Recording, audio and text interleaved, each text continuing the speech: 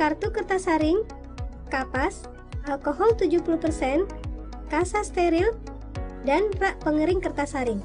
Kertas saring jangan sampai tercemar oleh air, teh, kopi, minyak, susu, cairan antiseptik, bedak, dan kontaminan lainnya. Prosedur pengambilan spesimen darah. Selanjutnya, posisikan kaki lebih rendah dari kepala bayi. Tentukan lokasi penusukan pada bagian lateral atau medial tumit, yaitu daerah yang berwarna merah. Usap lokasi penusukan dengan kapas beralkohol, biarkan mengering. Kemudian, tusuk tumit agak dalam dengan lancet.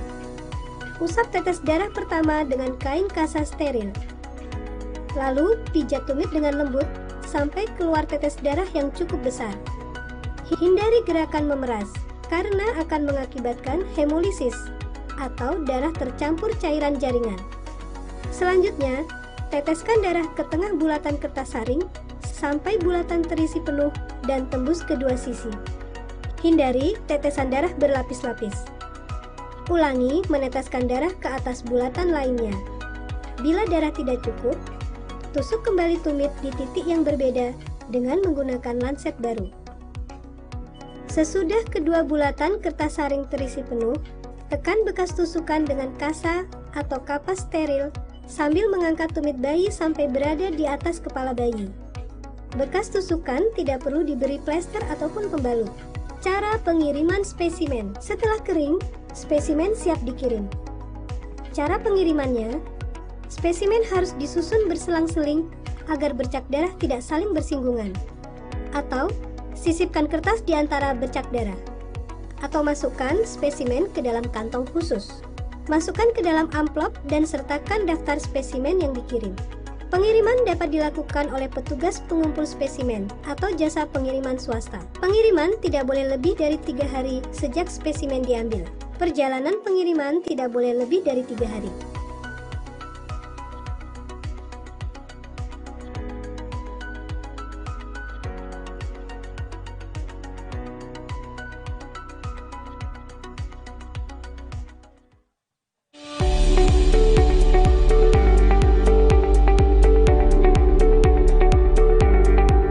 Dalam rangka mewujudkan sumber daya manusia atau SDM yang berkualitas, maka pembangunan kesehatan harus dilakukan secara bersama-sama dengan pendidikan dan ekonomi, sehingga perlu adanya persiapan dan perencanaan sejak dini.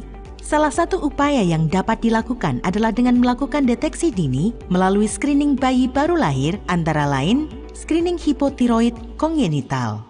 Hal pertama yang harus dilakukan yaitu berikan penjelasan kepada orang tua atau wali tentang pentingnya SHK dan orang tua atau wali menandatangani formulir persetujuan atau penolakan tindakan SHK. Alat atau bahan medis SHK, kertas saring dry blood spot tipe 903, lancet khusus bayi blade tip lancet, sarung tangan, rak pengering kertas saring, alkohol swab, kasa steril. Waktu ideal pada bayi umur 48 sampai dengan 72 jam. Dilakukan oleh tenaga kesehatan, dokter atau dokter spesialis, bidan atau perawat atau petugas laboratorium. Isi kertas saring dengan identitas bayi dan data spesimen secara lengkap dan benar dengan huruf kapital. Gunakan ballpoint yang tidak luntur. Tahapan pengambilan spesimen. 1. Cuci tangan menggunakan sabun dengan air bersih mengalir dan pakailah sarung tangan. 2. Hangatkan tumit bayi yang akan ditusuk dengan cara menggosok-gosok dengan jari atau menempelkan handuk hangat, atau dihangatkan dengan penghangat bayi atau baby warmer atau lampu pemancar panas, atau disebut juga radiant warmer. 3. Supaya aliran darah lebih lancar, posisikan kaki lebih rendah dari kepala bayi. 4. Tentukan lokasi penusukan, yaitu bagian lateral tumit kiri atau kanan. 5. Bersihkan daerah yang akan ditusuk dengan antiseptik kapas alkohol 70%, biarkan kering. 6. Tusuk tumit dengan lancet steril sekali pakai dengan ukuran kedalaman 2 mm. 7. Setelah tumit ditusuk, usap tetes darah pertama dengan kain kasa steril, kemudian lakukan pijatan lembut sehingga terbentuk tetes darah yang cukup besar. Hindarkan gerakan memeras karena akan mengakibatkan hemolisis. 8. Teteskan darah ke tengah bulatan kertas saring sampai bulatan terisi penuh dan tembus kedua sisi. Ulangi meneteskan darah ke atas bulatan lain. Bila darah tidak cukup, lakukan tusukan di tempat terpisah dengan menggunakan lancet baru. Agar bisa diperiksa, dibutuhkan sedikitnya 1 bulatan penuh spesimen darah kertas saring. 9.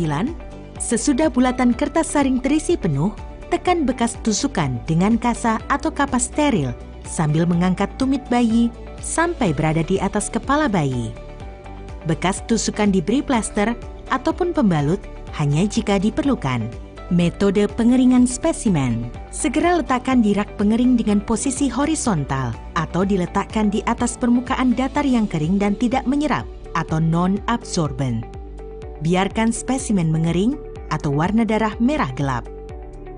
Sebaiknya, biarkan spesimen di atas rak pengering sebelum dikirim ke laboratorium.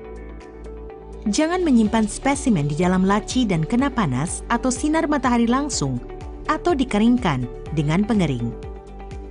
Jangan meletakkan pengering berdekatan dengan bahan-bahan yang mengeluarkan uap, seperti cat, aerosol, dan insektisida. Setelah kering, spesimen siap dikirim.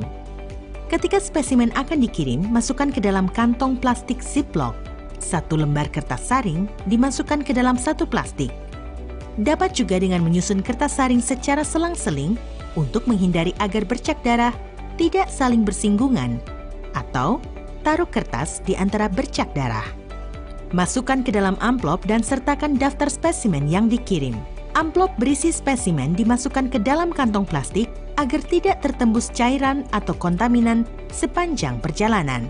Pengiriman dapat dilakukan oleh petugas pengumpul spesimen atau langsung dikirim melalui layanan jasa pengiriman yang tersedia. Spesimen dikirimkan ke laboratorium SHK yang telah ditunjuk oleh Kementerian Kesehatan. Pengiriman tidak boleh lebih dari 7 hari sejak spesimen diambil. Perjalanan pengiriman tidak boleh lebih dari 3 hari. Spesimen yang diterima harus diperiksa apakah memenuhi syarat, baik dari sisi teknis maupun administratif atau data di kertas saring terisi lengkap. Semua spesimen harus diregistrasi dan diberi nomor laboratorium atau rekam medik agar dapat ditelusuri. Label atau identitas laboratorium berisi nama pasien, nomor rekam medik, tanggal lahir pasien, tanggal penerimaan, atau bila spesimen perlu disimpan. Lakukan pemeriksaan spesimen menggunakan reagen, alat, dan metode sesuai standar. Validasi hasil dilakukan oleh dokter spesialis patologi klinik, penanggung jawab laboratorium. Konfirmasi klinis. Bila ada hasil TSH yang tinggi, diinformasikan oleh pihak laboratorium kepada perujuk atau Fasiankes, dokter spesialis anak, dinas kesehatan, dan atau keluarga pasien. Perlu disampaikan agar pasien melakukan pemeriksaan konfirmasi TSH serum dan FT4. Fasilitas pelayanan kesehatan dan laboratorium rujukan SHK melakukan pencatatan dan pelaporan pelayanan screening hipotiroid kongenital melalui aplikasi e-cohort. Hasil pemeriksaan screening hipotiroid kongenital, khususnya hasil TSH tinggi, agar ditindaklanjuti. Segera lakukan pelacakan kasus dan tes konfirmasi apabila terkonfirmasi positif hipotiroid kongenital. Apabila terkonfirmasi positif hipotiroid kongenital, dirujuk ke dokter spesialis anak konsultan endokrin dan diberi terapi sulih hormon L-tiroksin segera setelah diagnosis ditegakkan.